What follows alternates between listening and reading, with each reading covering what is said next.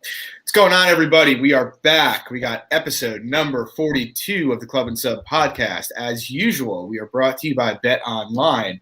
They are the best book for MMA. They had LFA lines up before everybody else this week. They get the props up before everybody else as well.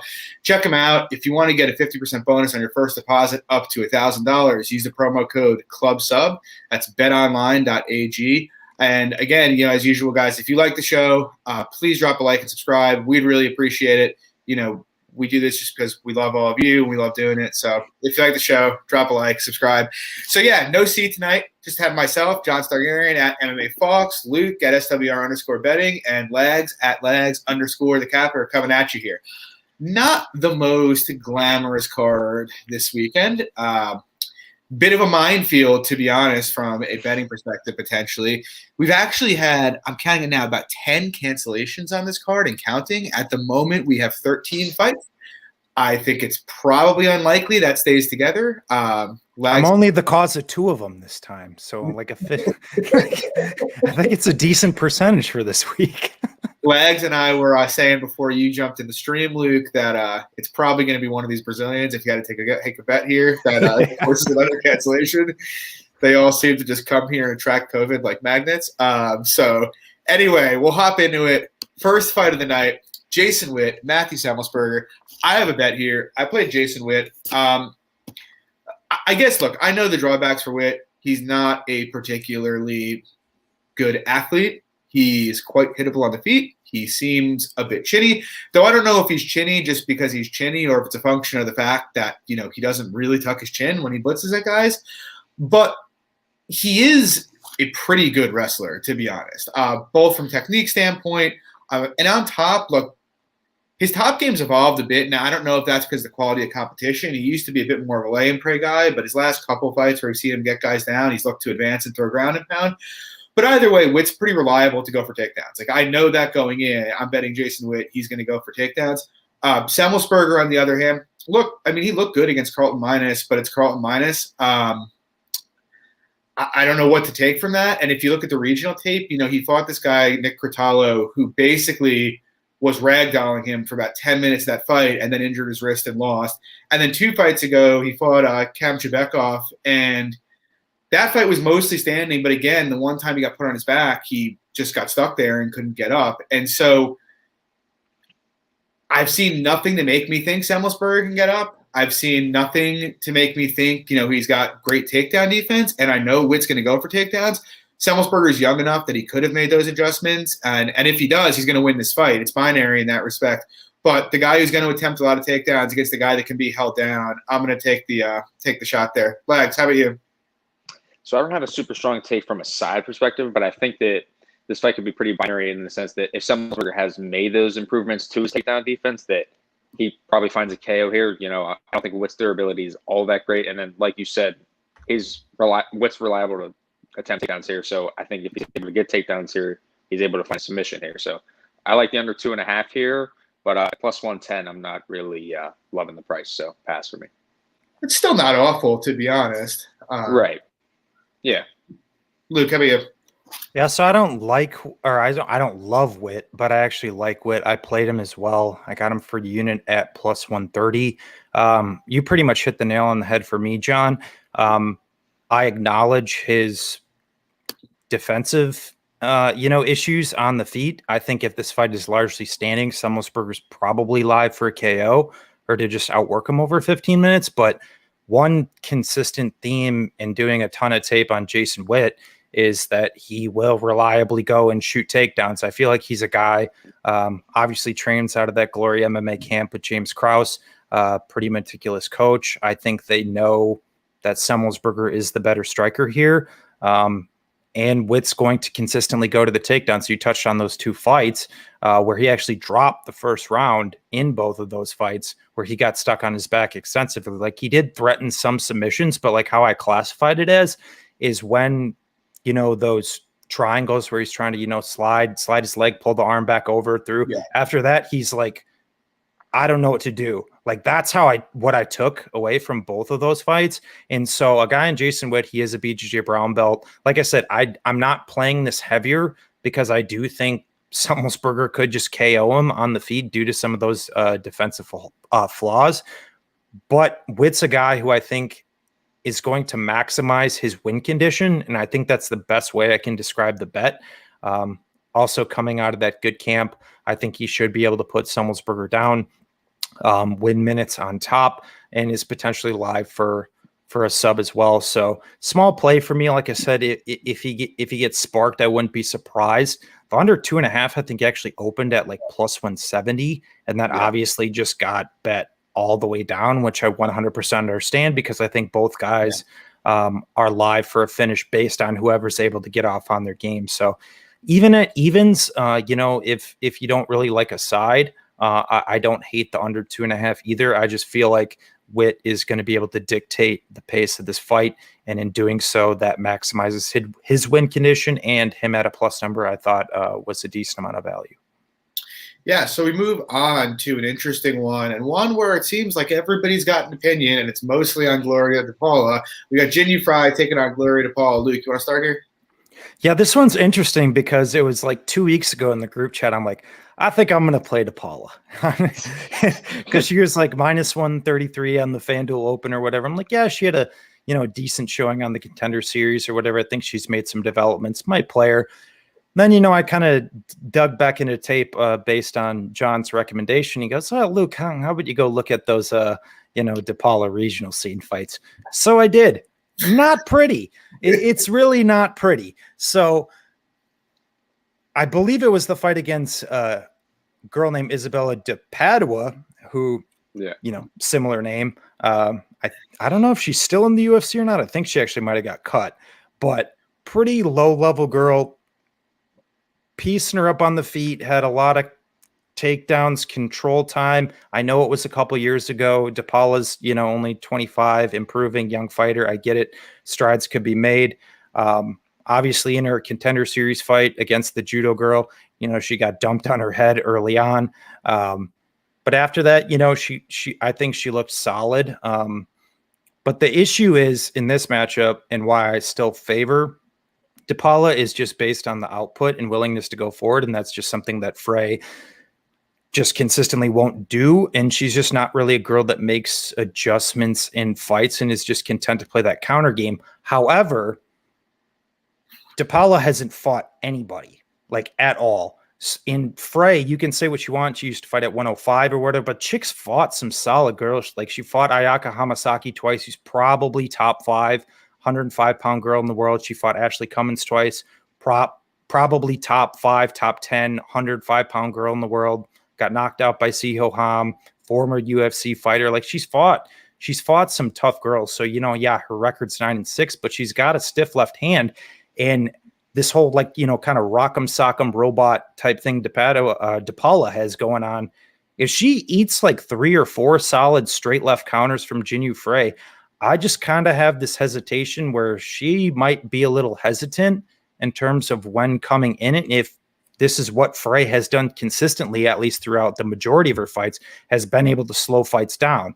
So in a slow-paced, counter-based fight, I think a vet lesson could be a possibility. So I know it seems like DePaula's, the overtly popular play, and I get it. Once again, WMMA output, rules, but not battle tested, man. And people I've heard people say that, DePaula's going to come out here and sub Frey. I'd be pretty surprised. I mean, she's a purple belt. Only girl she's been subbed by was Kay Hansen, who's a pretty good grappler.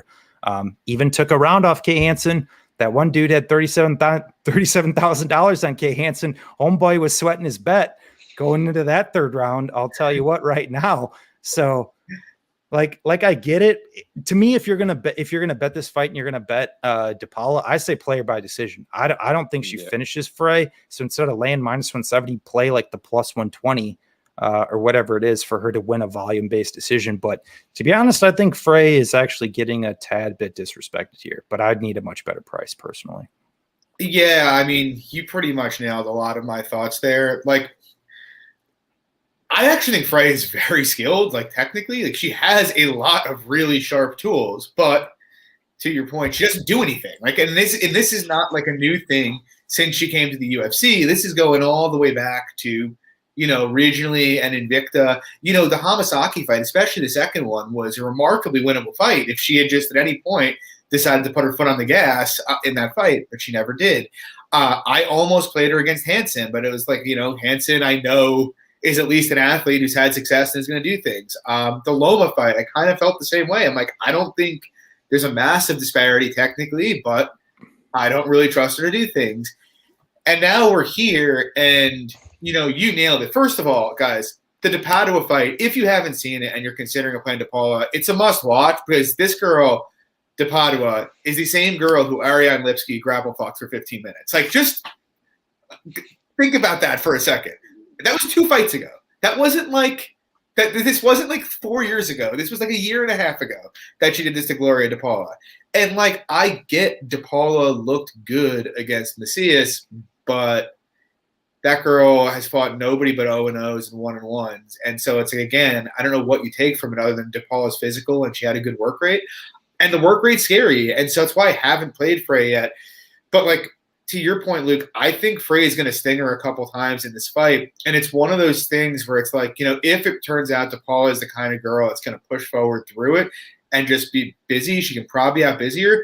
But you don't really know with debutantes. Like, she could get stung a couple times. And now suddenly we're in a staring contest where, in my opinion, the more technical fighter in Frey is landing the better shots, and she looks like it wins 30-27. We don't know. And also, to your point, I don't really see a grappling edge for DePaula here at all. I actually think Frey has some chance to have grappling upside. I haven't bet her. If she gets to plus 185, I will, just because I think at that point the line's completely jumped the shark. And like, I don't feel good about betting Jinh Frey, but I'm thinking about it. Lex, how about you? Yeah, you kind of echoed my points here. I kind of just want a better number on Frey here. Just the volume and physicality in general in all of her fights just scare me away. So, yeah. And I mean, that's kind of the classic story for her. Right. So we move on, and I'll stick with you, Legs. We got Courtney Casey, JJ Aldrich. What are your thoughts? So I originally was looking into this fight, and I was thinking, JJ Aldrich is probably a good spot for her. Has a cleaner, crisper striking. But I don't know. I'm kind of just falling into this trap that I think that's similar to the Jimmy Rivera, Pedro Munoz. I think that Courtney Casey could at least optically make this a lot closer. And I just think that playing JJ Aldrich by decision, her most likely path to victory at plus 100, it's not really getting a ton of value. I like it if you play that, but not really interests me. So passing here. Luke, how about you?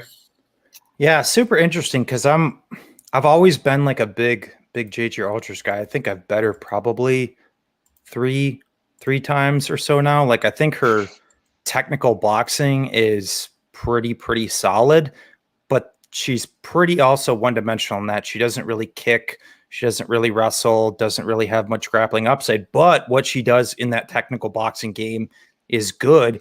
And because of the competition base that she's been fighting, she's had a large amount of success in that. Like, shit, we talked about it the other week. She was winning 7 minutes against Macy Barber, before she got clipped. She won the Sabina Mazo fight, in my opinion, if our buddy Adelaide Bird, isn't judging the fight. So, I mean, the girl, you look in the aggregate of her UFC run outside of her debut against Juliana Lima, girls look pretty solid. But I guess the issue I have here is that Courtney Casey, I think her boxing is underrated. Largely the issue with Courtney Casey is that she's getting stuck on her back in fights. Like, it was like the Jillian Robertson fight. She got stuck there even against Calvillo. She didn't get stuck on her back against Calvillo. She actually went 29-28 with Calvillo and actually pretty much kept up with her on strikes and actually went 6 for 6 on takedown defenses against her. I think it was Watterson actually where she got stuck on her back and was ultimately lost her fight. But ultimately my point is that Courtney Casey has been fighting perennial top 10, top 15 girls. And with outside of, the Robertson and Gadelia fights, all of them have been competitive, win or lose. Like, she's keeping up on numbers. And so I guess the best way I can describe the fight and why I have moderate interest in Casey, if this gets a little wider, is kind of what Lags touched on, is with the optics, because even though I think JJ is going to sting her with some good shots, I do think Courtney is going to be the aggressor and she's going to throw a ton too. So in kind of what I classify as, a pitter patter WMMA fight, I'm going to kind of lean more so with the dog. From a betting perspective, I do think JJ, does enough to win on the cards personally, but at minus 150, I think it's getting a little disrespectful to Casey personally. So I think Courtney Casey by decision is like plus 220. I don't think she's finishing JJ. JJ's tough, even when she's been on top. Girls have threatened off their back. She's always been fine, positionally responsible. So I kind of think I'm not saying you should play it, but I think if you are to play this fight from a value perspective, like Courtney Casey by decision at plus 220, I think that holds some value. I kind of feel pretty much exactly what you said. Like, I do think Aldrich likely the sharper striker, and look, the concern for Casey getting stuck on her back is always there. But Aldrich not very aggressive with takedowns. At the end of the day, while I do think she's the sharper boxer, Casey's the bigger girl by a not unsubstantial amount of size. Casey probably throws harder, and Casey attempts a lot of strikes. So it's like, and she's fought the better level of competition. And so, like, at the end of the day, while I like Aldrich's game a bit more, and I hate some of the tendencies with Casey, it's like Aldrich has almost no finishing upside. So being 60% implied in a WMA fight where there's going to be a lot of strikes thrown, I should say, seems a little wide. I don't really doesn't really get my rocks off the idea of playing Courtney Casey, similar to Jinh Fried, but like, if it keeps going, I'll probably do it. I don't hate you guys playing it. I don't feel good about it. It's not, but like, I think we all know this is going to be one of those fights where it's like all 3 rounds are pretty much toss-ups going into like the last minute of each round. So yeah, we'll see what happens. I don't know. We move on. We got Nasrat Haqparast. He was originally, who was he booked against? Don Madge, which actually was a fun fight. We got him taken on Rafa Garcia. Fun story about Rafa Garcia to give you an idea of what I think of him. I bet Humberto Bandenay against him in Kape last year. Humberto Bandenay might be the worst fighter to ever have a cup of coffee in the UFC. And like, Garcia is undefeated, but like Luke and I were talking about this before we went live, and it's like, he's well-rounded in the sense that I guess he's a C- to a C everywhere. Like, he doesn't have any good tools. He just doesn't have anything that's a complete F tool either. So, like, there's that, I guess. But, I mean, ultimately, I just don't think he has much. I shouldn't say he has much of a chance. It's a cage fight. But Haqparast should have him covered. He's like a C- grappler. So, it's like, I guess, in theory, he could land a takedown, do something to Haqparast. But I don't think he chains takedowns together well enough to get him down, really. I just think this is going to be Haqparast all day. So I was hoping, that little minus 260 that was out there earlier today would last a bit, but that's long gone. I think the line might not be wide enough, but I don't have much interest in the minus 350 legs. How about you? Pass. Luke? Yeah, so I looked into this Garcia guy. I was not as familiar with him as you were, obviously, because you bet Bandenay, so I know you've had a little history with Mr. Garcia in the past. But yeah, I mean, that's the best way to me, he's just kind of like a serviceable, well-rounded regional guy. But I don't really think his game translates to the UFC because his best win is Humberto Bandenay, who is 1-3 in the UFC. And then I think he knocked out Esteban Payan, who's like 17-12 right now, former UFC guy. I don't think Esteban Payan's won a fight in like 6 years in MMA or something like that. But no, I mean, I think he works out there with Dillashaw and Swanson and those guys. But I don't know. I think we've kind of seen this song and dance before where some of these, short notice guys come in, there's some things about them that might look potentially promising, but 12-0 lightweight champion Kape, I just don't really value the promotion's talent pool in general. But from like a skill set perspective, I think Haqparast is going to light this dude up on the feet pretty bad. And obviously, Garcia, he's went to the wrestling consistently. And, I think that's probably his path here. But, everybody always likes to go back to the Marcin Held fight with Haqparast, which was his debut back in 2017. But dude's made strides from there. I mean, in his last fight against Munoz, like, dude had wrestling coach at Team Alpha Male, D1 wrestler at Oklahoma State. Dude goes 1-for-8 on Haqparast, and Haqparast beats him to an absolute pulp. So it's like, if that I'm not trying to wiki cap it, but it's like, if that caliber of a wrestler can't have success on a guy like Haqparast, I don't think this Garcia guy is either. And I honestly don't think his gas tank is great either. So in terms of how you want to bet it, I think Haqparast is probably a decent parlay piece, but you could probably target the KO prop. I'm just generally a little averse to doing that against a guy who's never been finished before, even though I think the levels here are big enough for that, to materialize. But yeah, I think it's a good spot for Haqparast. Yeah, we move on. We got Hani Yahya taking on Ray Rodriguez. Luke, I think you probably have the strongest opinion of the group. Do you want to take it away? Yeah, I guess I wouldn't say I have like the super of strongest opinions here, but honestly, I think Ray Rodriguez might be live here. Because I think if you, kind of, I don't want to just say wiki cap it. You can go back and watch the fights, and you can obviously make a solid case for Hani Yahya being this size of a favorite.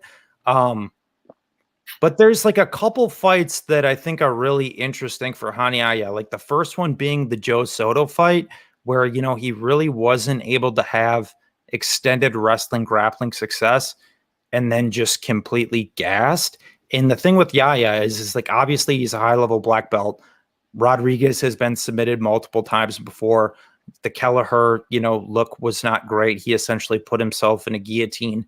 But it's also one of these scenarios where it's kind of like an if not, but what then?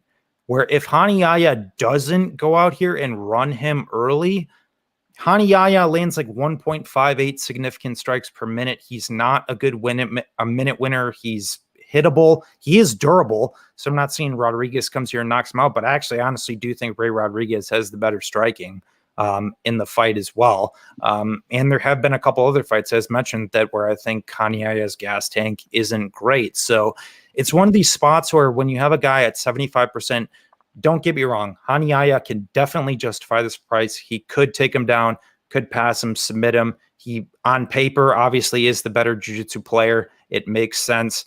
But I'm not necessarily convinced, to be honest, because if that win condition isn't met, when these guys are these big chalky favorites and they largely have one win condition, if Ray Rodriguez just stuffs takedowns and makes this like a scrappy type fight, like, would you really be surprised? I know I wouldn't. So, and I think it's going to be another scenario where, we got, quite a decent amount. I think we got 3, 4, 5 guys, maybe in parlayable type range. But, when this gets closer to Saturday, I think you're just going to see people, chucking Hani Yahya in their parlays and not really knowing what's going on. That line spikes. We're getting Ray Rodriguez closer to, plus 300. I think I'm probably going to jump in there, to be honest. It could just be a mook bet in full transparency. Like I said, Hani Yahya could take him down, pass him, run him. But I don't know. I'm not convinced. I think Ray Rodriguez could be a sneaky good spot on this card. Yeah, I mean, I don't totally disagree with you, to be honest. Like, I mean, I think you pretty definitively can't play Yahya at this point in his career. I mean, what's his subline's probably like even money. It was. I was looking at it. It was plus 110. Yeah, I mean, so you're not even getting. So if you're playing Yahya, you're playing the subline, I think. Right, and even that, like plus 110 is whatever. To be honest, Right. It's just like it's weird to me because it's hard. I have a hard time getting a read on Rodriguez's grappling because it's like obviously Gravely completely pounded him out, but like Gravely's a very good wrestler, so I can't really take too much out of that fight. He stuffed Flick's takedowns, but like I don't think Flick, number one, has the balls that Yahya has, and by that I mean like Flick's the kind of guy if you stuff and start going forward on him, he's just going to kind of wilt, whereas Yahya is not going to wilt if you stuff a few takedowns and start going forward on him. But I mean that was impressive.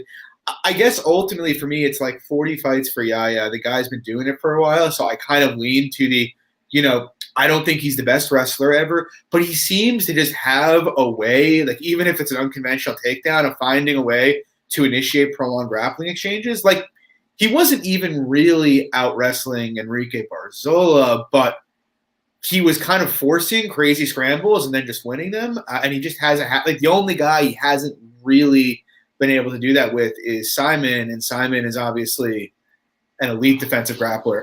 Now, but it is possible if Rodriguez fights intelligently that, Luke, to your point, he could do that. Plus, it's like, what does Yahya really have left at this point? Like, that round 3 of the Barzola fight was wildly disturbing.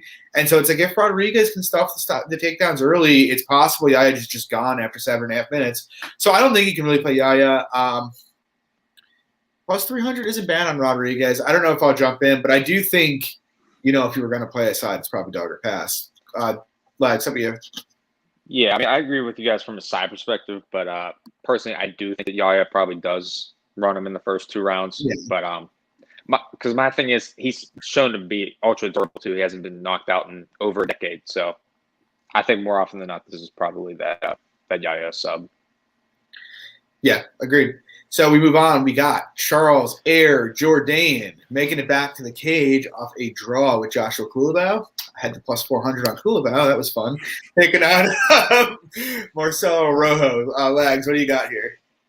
Yeah, so I think similar to the last fight with Yahya, I don't think Jourdain's a good parlay piece this week, as again, like we saw in the Culibao fight. But FanDuel hasn't opened the props yet. I'm looking at the under 2.5 here. I mean, Rojo doesn't seem like much. Seems like your average, regional guy, but he mostly seems like that round 1 or busts sort of guy. I think he's just going to bring the fight here. These guys are going to throw down and violence here. Yeah, Luke, how about you? Yeah, interesting fight because I think like stylistically, actually the guys are like really, really similar. But I just think similar too. Yeah, kind of.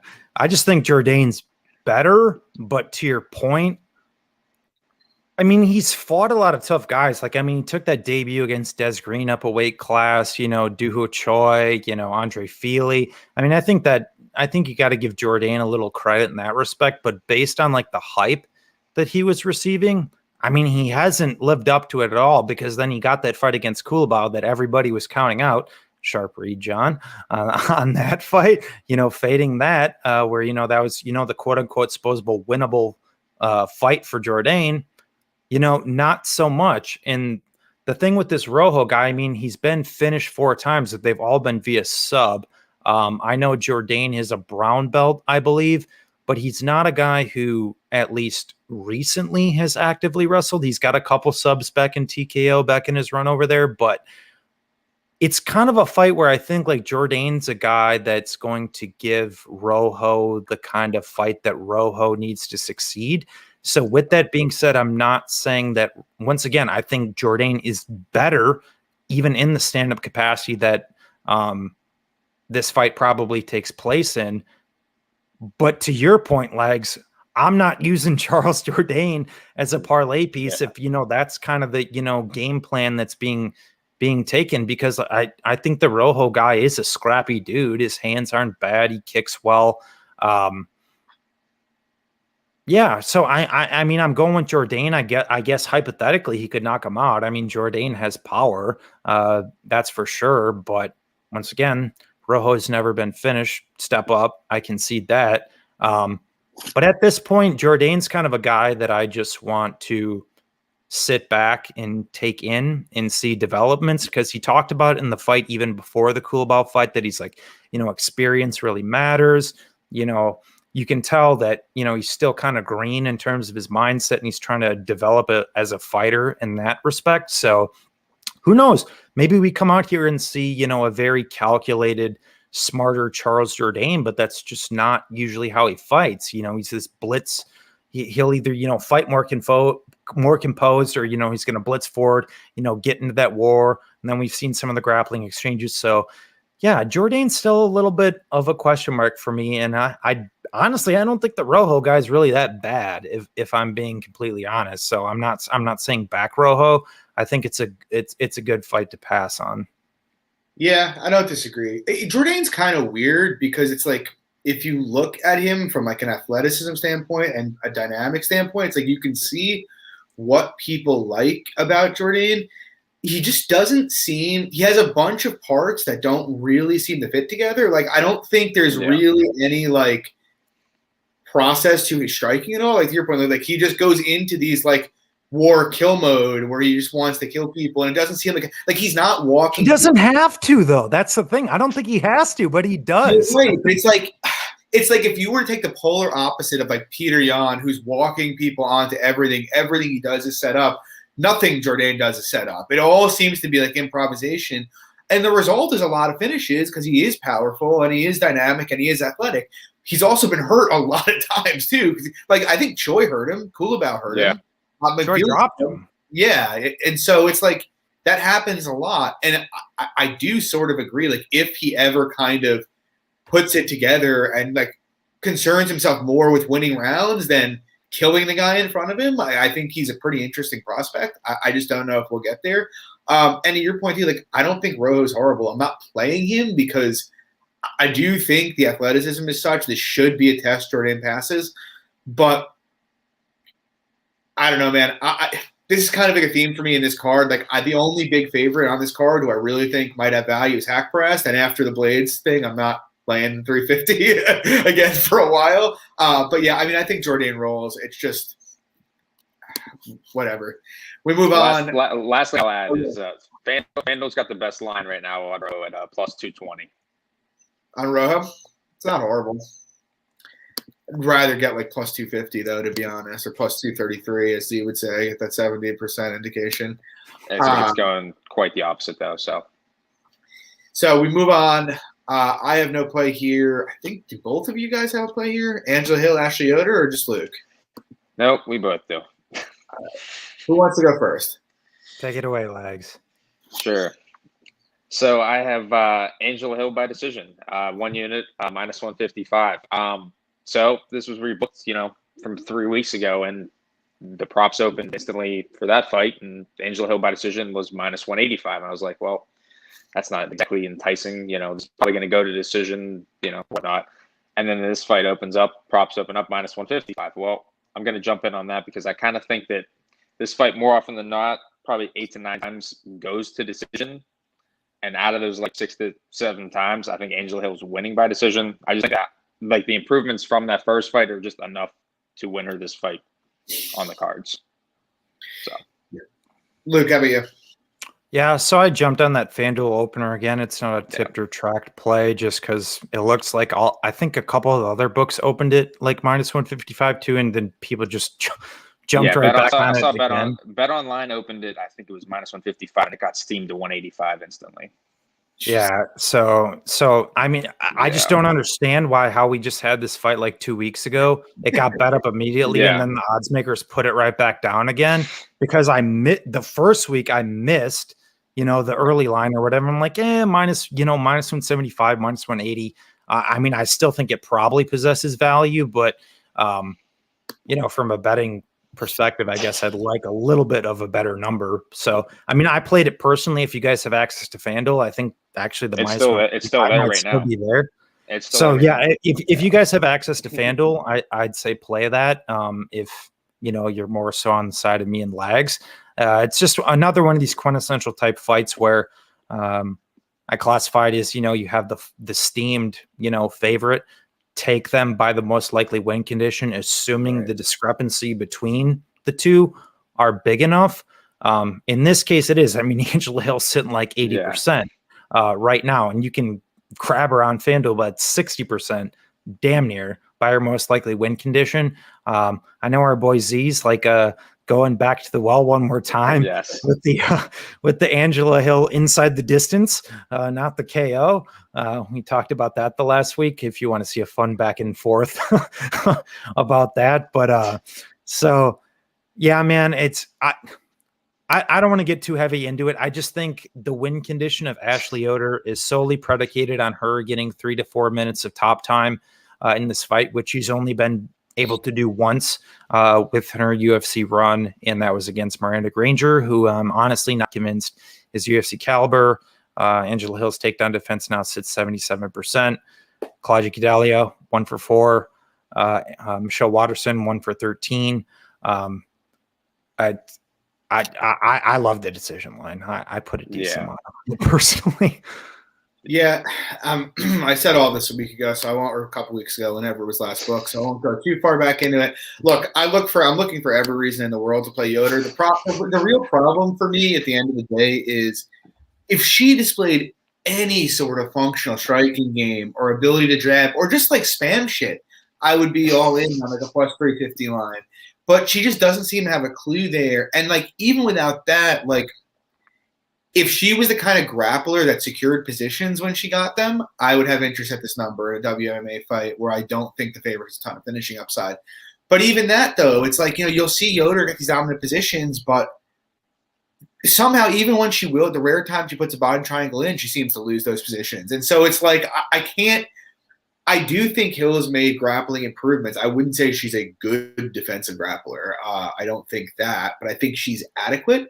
And I think adequate's probably enough. Like just realistically thinking about it, I'm not sure Hill needs more than 2 minutes around on the feet to win rounds because I think she's going to outdamage her badly standing, and that's kind of the thing for me.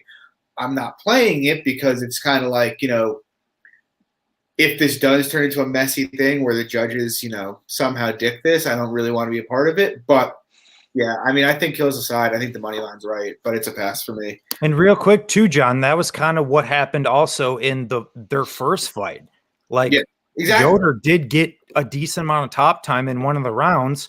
All three judges still scored that round for Angela Hill because she got on top and then still outstruck her. Like Yoder basically needs you to oblige her in low volume staring match, pretty much, where she can have some success in grappling exchanges, or for you to just be Miranda Granger, who probably was getting a hype train. She was 6-0 and she came to the UFC, even though she's not a UFC level talent. It's one or the other is what she needs.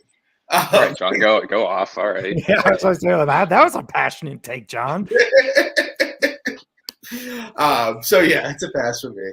We move on. We got Eryk Anders taking on Darren Stewart.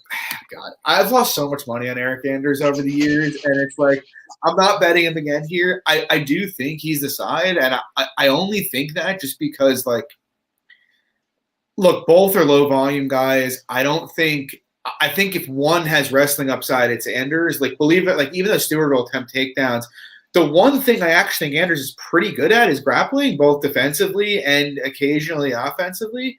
And so ultimately it's like I slightly favor Stewart on minutes. He's probably the slightly harder hitter. I could also see, it's weird because Anders, instead of doing what he should have done against Jocko and going forward and unloading, he decided to try to wrestle Jocko, who he was never going to get down. And so here, I'm sure he won't wrestle. He'll stand a distance and they'll stare at each other. But like if Anders comes out like he did in the Jocko fight, like would it be shocking if he landed 4 or 5 takedowns and won the fight that way? I mean, he took Thiago Santos down 6 times. He's got the tools to win this fight. And I don't think a finish is particularly likely here. And so ultimately 2 low volume guys where one guy is grappling upside, even though I think Stewart's the more skilled fighter, I think Anders is the side. I just don't really want to lose more money betting Eryk Anders. Lex, how about you? Yeah, good point. Losing Eryk Anders there. But I was actually interested. We were talking about this in the chat. FanDuel actually opened, I believe this was the fight goes the distance at -160, which was gone within a few hours. But I think, I kind of agree with you here with the Anders take. I think if you were going to play it, Anders by decision now is a plus 310. That's not horrible. But ultimately, it's just a fight with 2 untrustworthy. It's just 2 untrustworthy guys. I don't really want money on the fight. It's an easy pass for me. I mean, I honestly might look at that. I haven't really looked at much of the props this week. Luke, how about you? Yeah, I'm right there with you. I do not like both guys' games at all. I think both guys are guys who have athletic tools who don't use them consistently. I don't think either guy has particularly high fight IQ. And because of that, both guys have dropped fights they should have won fights they probably shouldn't have. Darren Stewart, Charles Bird piecing him up. Charles Bird clearly won the first round. Was that, John? I think Patola was hitting before he subbed it. Kevin Holland fight too. But that – sorry, was that, Legs? Kevin Holland fight too. Yeah. I mean, I don't know, man. I think if there's like a red flag of a fight to pass on for this card, Yeah. I think it's this one, just because I think there are so many data points out there to suggest that you cannot trust either guy with your money. But if you are the degenerate, who wants action on this fight, I'm kind of with that plus 310 on Eryk Anders by decision, because despite actually both guys being pretty bad defensively, they're both tough. They're both durable. Yeah. Like even in you look at Anders versus Roundtree, like he got dropped 4 times. His leg got beaten to an absolute pulp. Guys still won a full 15 minutes. Like, I mean, if there's ever like a case study out there to show like toughness, it's Eryk Anders versus Khalil Roundtree. So, yeah. Did we lose Luke?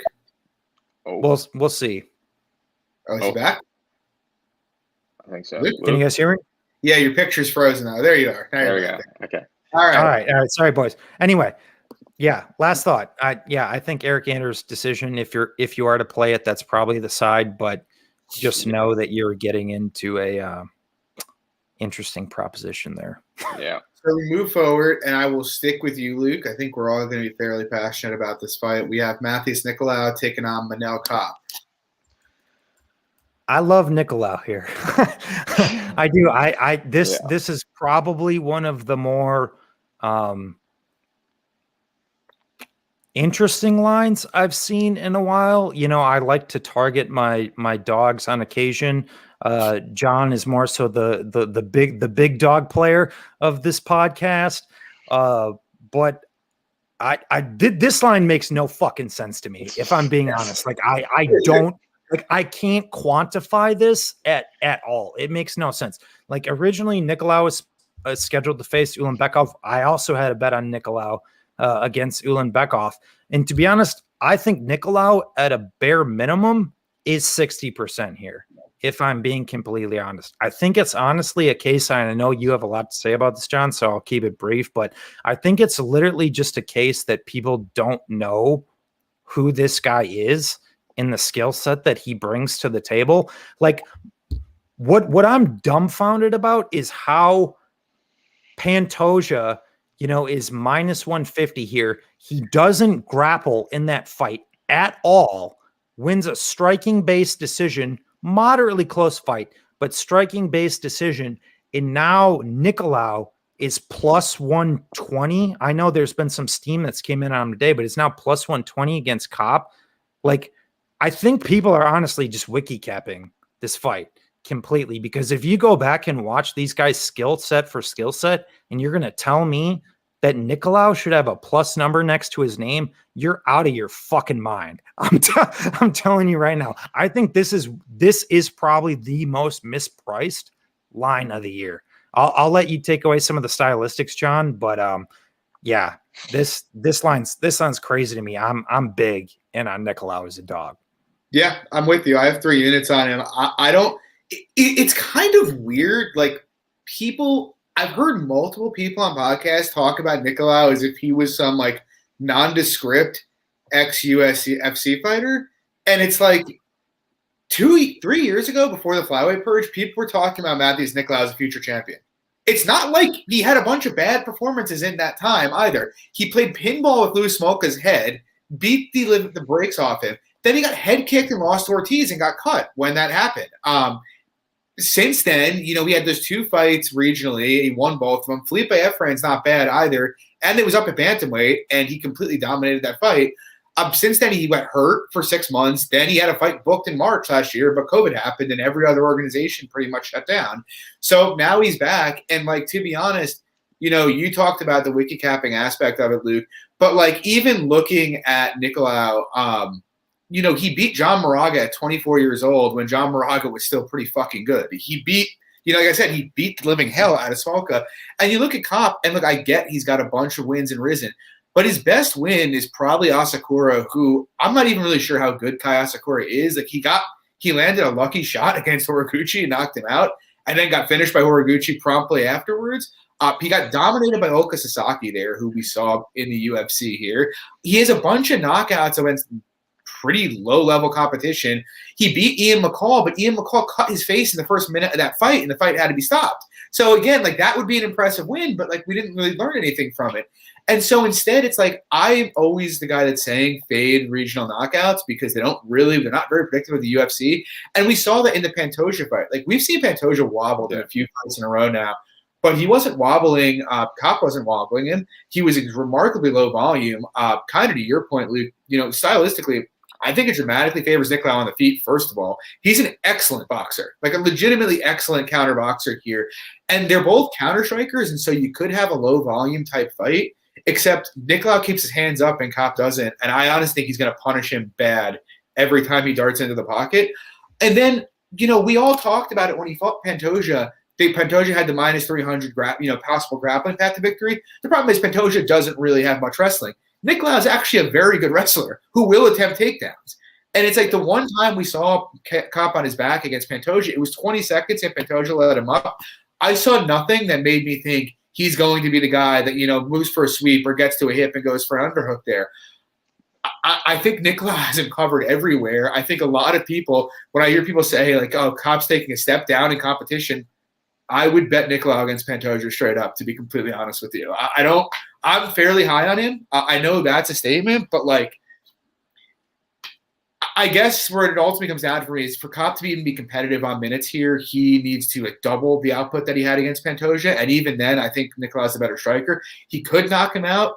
Maybe he weasels a low volume decision, but I kind of think, we saw the kicks with Pantoja really bother Kape on the outside, and Nicolau's got a really nice low kick game that'll probably do the same. I think, I'm with you, Luke. I think 60% is kind of the floor for me here. And so I'm 3 units at about an average price of plus 127 on him. Lags, how about you? No, I agree with you guys completely. I just haven't jumped in yet, kind of considering the line's kind of just been holding where it's at right now.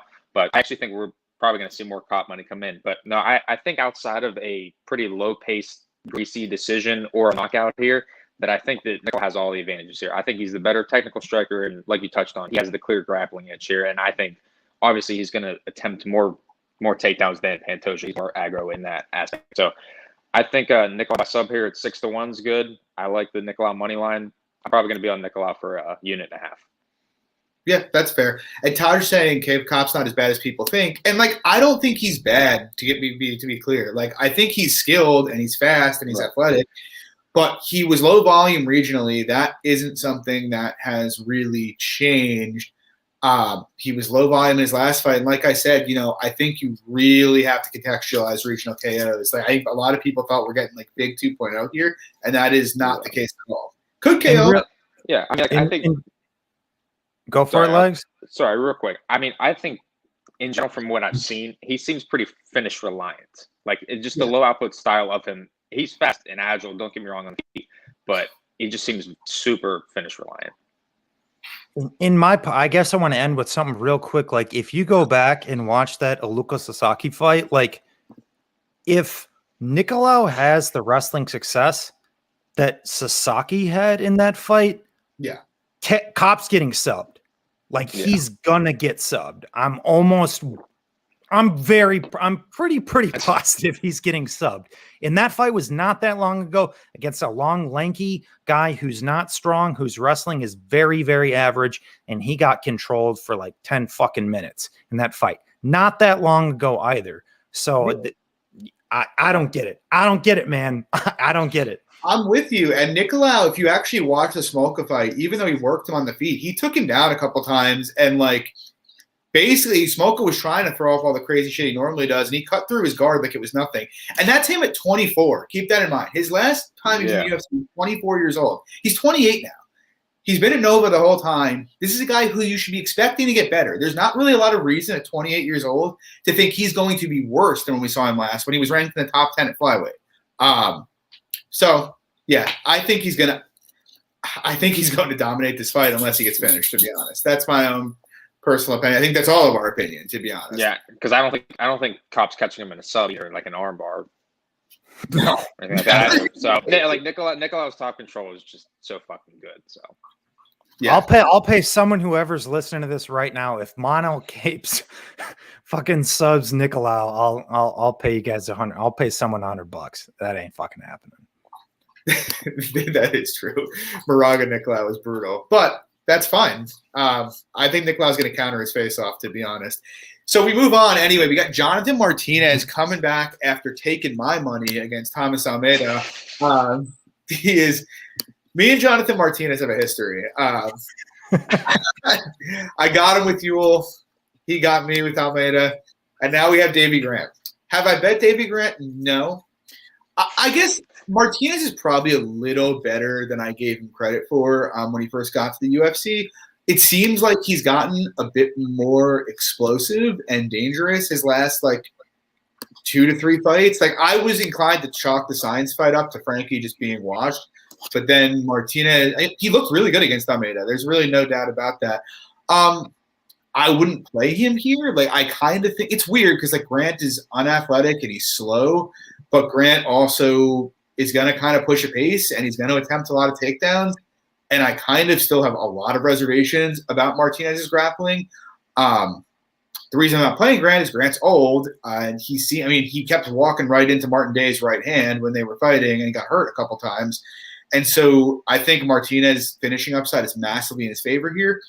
But I do think there's a path for Grant. If somebody wanted to take the shot on him, I wouldn't mind it.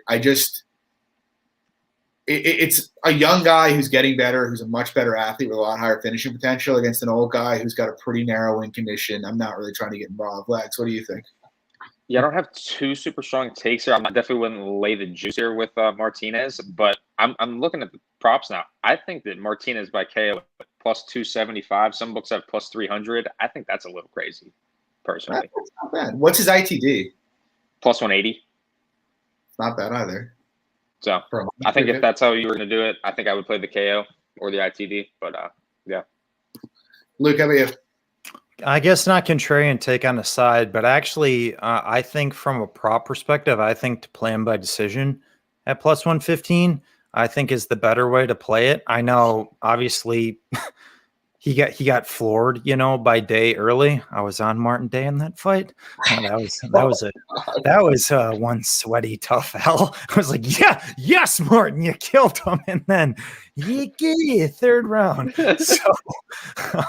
Not a fun time. But traditionally, Davey Grant's really only getting subbed in his losses. He's proven historically to be pretty durable. He is 36. We can talk about, young guy. Martinez is going to come forward, be aggressive. I definitely get that narrative. But I don't have a bet on this, but I think it could be a decent spot because I do think, as you touched on, John, in terms of just being the better athlete, the more active guy, I think he has a more diverse attack on the feet. But what's weird about Grant is I think even against Day, where he even got dropped early, I still think his hands probably look like the best they ever have. So it's is Davey Grant turning a moderate corner at the end of his career?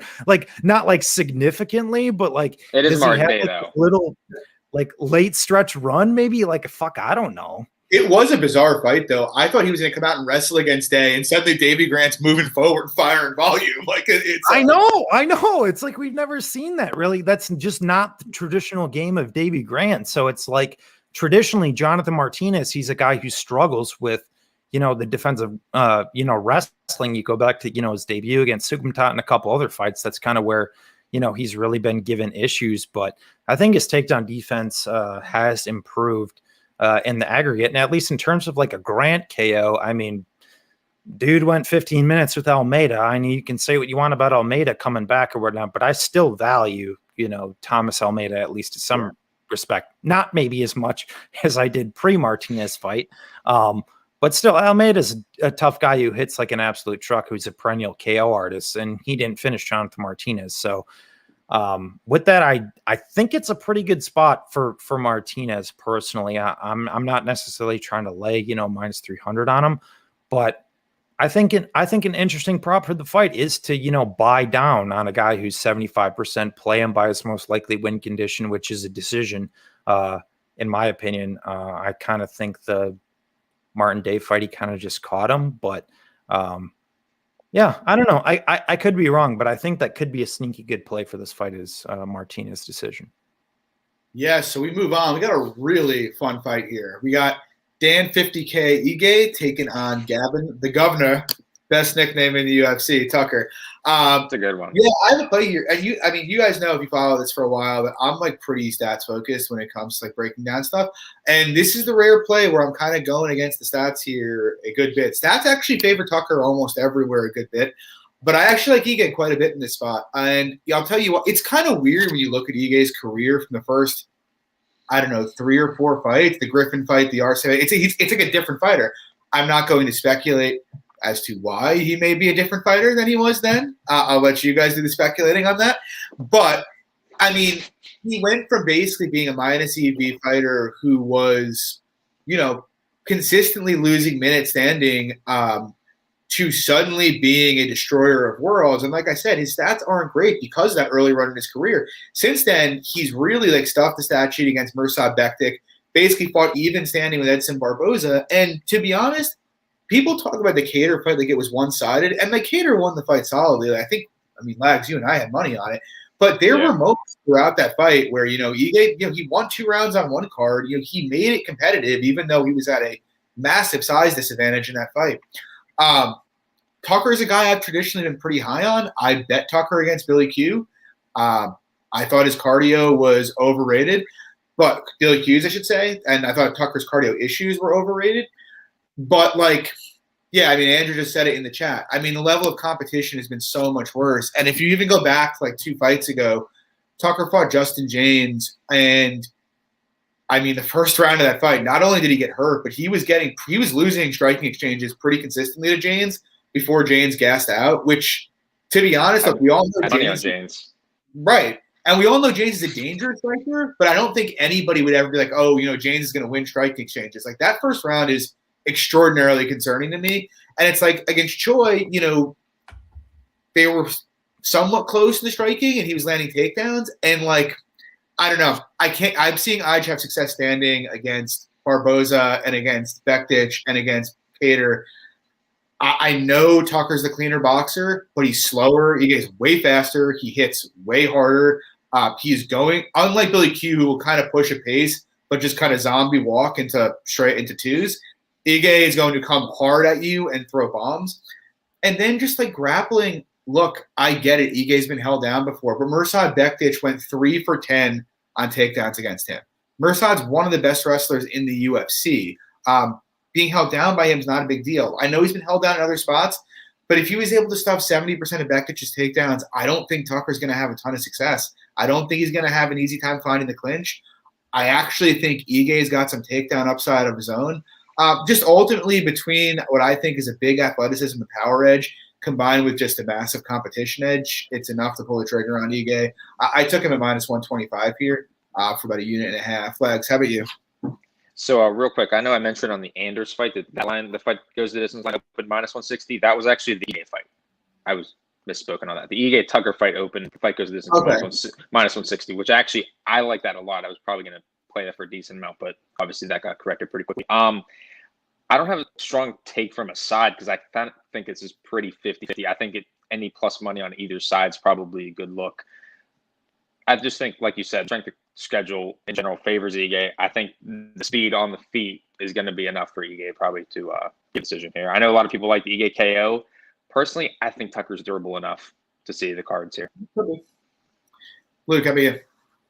So not a big contrarian take, but a contrarian take. I guess I'm more so with Lags that I think it's more so of like a 50-50 based fight. And because of that, I'm actually siding with Tucker personally. I mean, you made a lot of great points, John, strength of competition. And the one thing, I guess, just from a stylistic perspective that concerns me, and I think that gives some credence to Ige, is more so just the willingness to go forward and that Tucker will accept the back foot. But I also do think Ige is very also hook reliant and can be countered and can be wobbled. He's not been dropped really or hurt, but I do think there can be some moments that come from Tucker. And I think the volume here is going to be pretty competitive because Listen, like it's crazy because I just in general really like both guys. And I think both guys have traditionally been undervalued. I bet Ige against Barbosa. I know, bring in the boo birds or whatever, Barbosa won that fight. I scored it for Barbosa too, personally, but it was a competitive fight. That was a scrap. I think there was an argument to be made for Ige there. I bet Gavin Tucker for 3 units against Justin James when he dropped down to -110. Like, I think both guys, have been undervalued, and I think both guys are generally very solid, well-rounded fighters, which is really why I love this fight from like a hardcore perspective. But it's not one that I can necessarily give Ige a significant edge in a not a big reason, but a part of the component is that I still can't get the fights out of my head that he had with Jordan Griffin and Kevin Aguilar, where, he did land takedowns in those fights, but then also got reversed in both those fights and dropped both rounds in those fights. Granted, won both of those fights. Can't take anything away from Mr. Ige there, but there have been data points to suggest where he will play off of his back. And what I will say, maybe you'll disagree with me on this, John, but I do think Gavin Tucker is actually probably the best submission grappler he has ever fought. I'm not saying that that Tucker is going to sub Ige, but like, I think there's a scenario where Gavin gets on top of him or takes his back and just threatens, controls time, gets a body triangle locked in. And like I said, I think the striking personally is competitive. You might favor, Ige on optics, but I really think Tucker's going to give it back to him. So for me, I see it more as a pick'em based fight. And if Gavin Tucker gets to like +150 here, I'm probably going to bet it personally. Yeah. I mean, look, I can see it. I can see you seeing it that way. I understand it. Like, I thought I was going to end up liking Tucker quite a bit as well. But yeah, I mean, I guess I just kind of give more credence to like Ige's performance of late than anything else. But yeah, we move on. Co-main, and what a fucking weird co-main event this is. We got Misha Cirkunov taking on Ryan Spann gets elbowed to death by Johnny Walker and gets a co-main event on Fight Night. Okay. I have a bet here. I took 1.2 units on Cirkunov -120. Nothing serious. It's just like, if you were to like evaluate the fight from who's the most skilled guy, I think Cirkunov's like -300 in terms of like actual skills. Like, not what he is for this fight. Like, I just think he's a better striker. I think he's a better wrestler. He's a far better submission grappler. He's got better cardio. I just think he has Spann covered across the board. Obviously, Spann hits very, very hard. And although I'll say this, so like people have talked about, the Cirkunov being chinny, but like if you actually look at when he's been put out, he got put out by a flying knee by Walker, which it's like, okay. And then the Vulcan one's weird. He like rushed at him and got clipped right behind the ear and just face planted. But other than that, he hasn't like, it's not like he goes out soft or anything like that. And so it's like, yeah, Spann could KO him, but Spann has this weird tendency of throwing a jab and then just staring at his opponent and then diving into the clinch.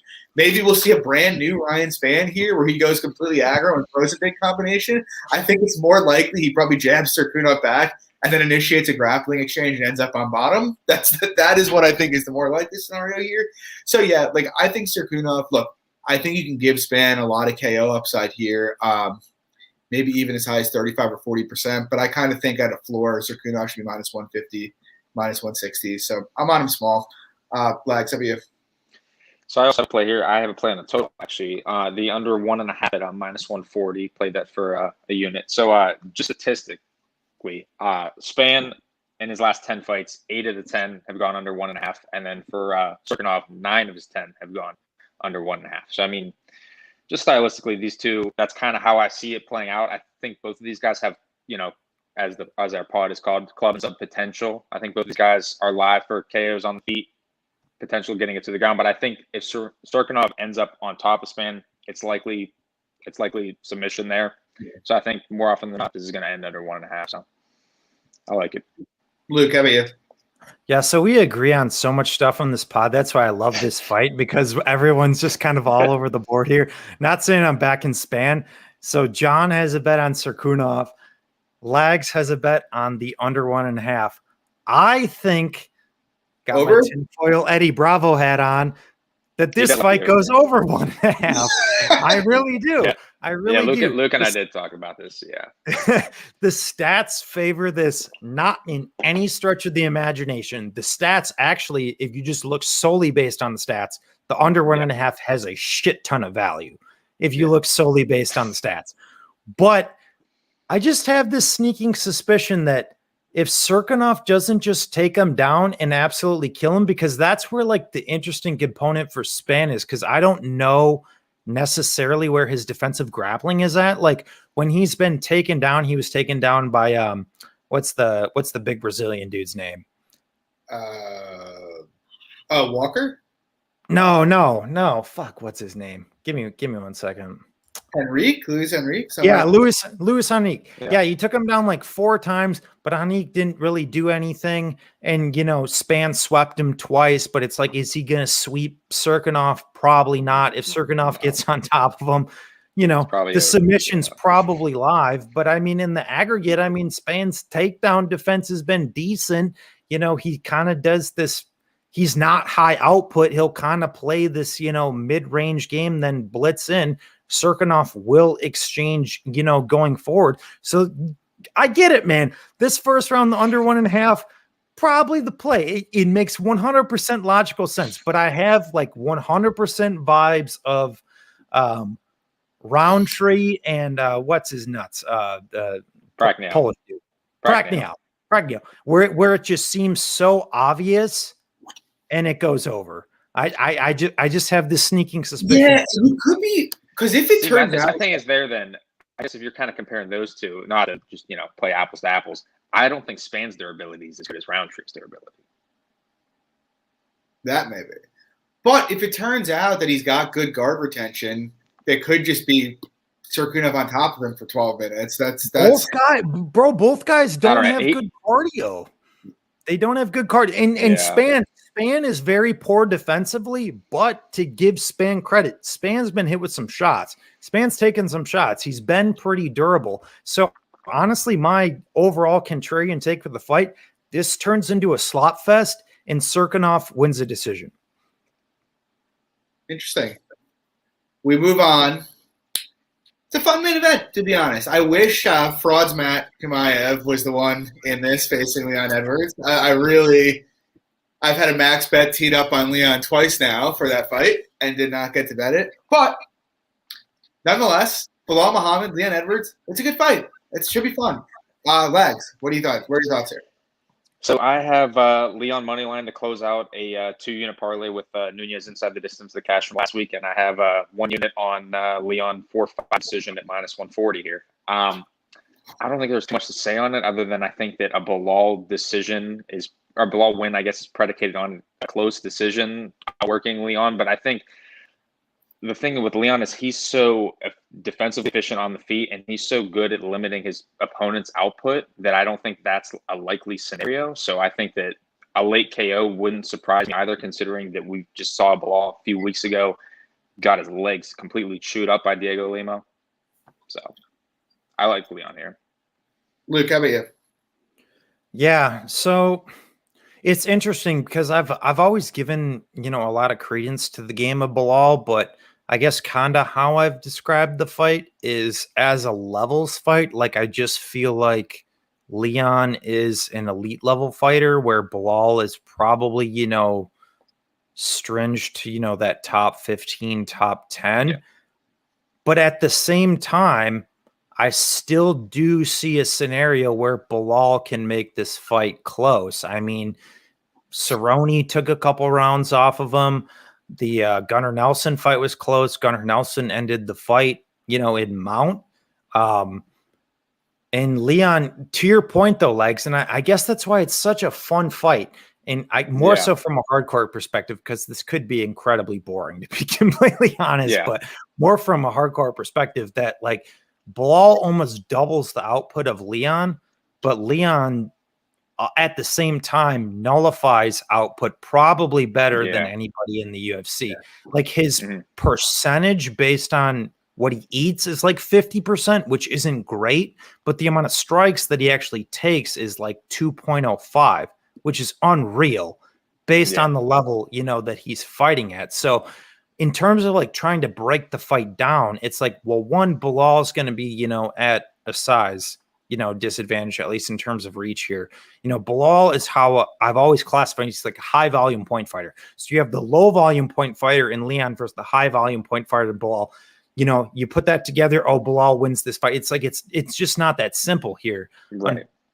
Unfortunately, because Belal, in my opinion, is going to take a ton of shots coming in. I think Belal eats over 4 significant strikes per minute. Even though despite defending at like 60% or something like that, I just feel like he's going to get tagged with those left-hand counters for days. And so with that, even Belal going forward, even with Belal landing some shots, I feel like Belal has to have wrestling success in this fight, extended and extensively, to win this fight, which I just really don't see, because even when there have been a couple points, but even when Leon's been taken down largely, his get up game is on point, like outside of Usman where he got controlled for like 10 plus minutes, but that's Usman. But I guess the Gunnar Nelson fight is, I guess, really the concern for me, and why I guess I give some credence to Belal, because, you know, Edwards, you know, did get stuck on the cage a little bit. So, but AKA, it's just a fight I don't want to bet on, because I don't like betting against Belal just in general, because I value his game. But I do think it's a levels fight at the same time. But I also don't think Leon finishes him personally. So I think, honestly, the play for the fight for me that I'm really considering is actually the over decision. 4-5 decision. Are you what? I was saying 4-5 decision. I was whispering to Luke there. Yeah. Yeah, so I mean, I guess I don't know. I've tried to talk myself into a Belal play, but I'm really having a hard time getting there, to be honest. The problem for me is, it's like, I do think at some point there's a reckoning coming for Leon where he's going to just get outworked. Like, I was chatting with Gabe about this the other day, and he made a good point that, like, and it's true, the margins that Leon wins by are generally quite thin because of his output. But look, the skills that Leon has are excellent. Like, this is like the polar opposite of Rafa Garcia. He's like B+, A- across the board. And so, you know, Lags made the point, you know, Leon, he doesn't throw a lot, but he's extremely good at suppressing output. Like, if you look at the RDA fight, pretty much, now, I wouldn't call RDA and Belal similar, but whenever RDA kind of got into range, he basically locked into the clinch right away. Same thing happened with Cerrone, where he had a lot of success. He doesn't really – and, like, I look at this fight, I'm like, look, Belal, could he win it being busier? Yes. Like, he could, in theory. The problem is, I think Belal needs the pocket here. Like, I was ready – had Leon fought like Wonder Boy, I would be all over Wonder Boy, because he's the kind of guy who could play the outside range game with him and not really have to ever worry about the clinch. But Belal needs to find the pocket here, and I kind of just don't think Leon's going to let him. Like, if he does, he's probably going to clinch up and push him to the cage. And for me, it's like, we've seen Belal have some issues in the clinch. We saw it in the good fight. We saw it in his fight with Jeff Neal. You know, both of you guys touched on the fact that, you know, we've seen him deal with, like, Southpaw 2 counters before, and he doesn't deal great with them.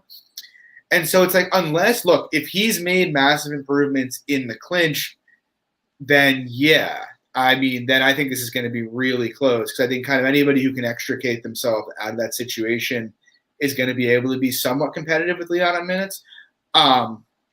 Look, I'm not playing Leon because it does concern me, the output, and Belal, you know, he will push a pace. But also, like I said, I think Belal is going to struggle to find striking range here. And, you know, the whole point about his leg is a good point. That fight was, what, 3 weeks ago? And he got his leg absolutely butchered in that fight. Yeah, I mean, I lean Leon. I think he's the side here. It's just like the output skews me out, but also I don't see many paths for Belal, and I don't think he can out-wrestle Leon, to be honest. So, I'll be honest. Last quick word. I'll be honest. I don't know how the 4-5 decision line for Leon at -140. I'm surprised that it's not getting hit. I don't know. Well, because it's kind of like, I mean, his money line's what, 250 at the moment? It's 280 on FanDuel, I think. Oh wow, yeah, it's going up. I thought it was, yeah. So, yeah. I mean, theoretically, Belal's got dropped 6 times, but he's got good recoverability. It seems like. He's super tough. I mean, And Jeff Leon Neal didn't also- knock him out. Let's Yeah. be real. I mean, Leon's 2 finishes are for KO are the Baczynski one and then the Sabata one where Sabata was just dead underneath him for about a full minute. But like Neal's, Leon's not the kind of guy who's going to drop you and then go crazy for the finish. And that's one of his best attributes. He's very good. Yeah. So, yeah, I think Leon's the side. I love Belal. I'd like to see him. Well, I mean, I'd like to see you win your bet legs. So if it wasn't for that, but like That's okay. Leon's completely lukewarm to me as a fighter, and Belal is fun. But I want to Belal Hamzat. That's what we want. I would love that. That would be great because Kamzat are probably like minus 300. We would all put 10 units on Belal. It would be a nice cash. Anyway, guys, that'll do it for tonight. Thanks for coming out. As usual, please, if you like the podcast, drop a like, subscribe. We'd really appreciate it. And we'll be back next week, same time, 10 p.m. Eastern. And it's a bit of a better card next week, I think. So, yeah, tune in then. As usual, we got Luke at @STGardenscoreBetting, myself at John Stargarian, at MMA Fox, and Lags at Lags_the Capper. Take it easy, boys. Good luck this weekend.